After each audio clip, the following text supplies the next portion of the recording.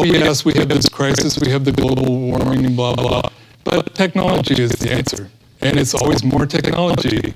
And the people that are, by the way, are looking for the green, sustainable energy sources, well, you know, you could say to that, but there's a lot of stuff that should have never been done in the first place.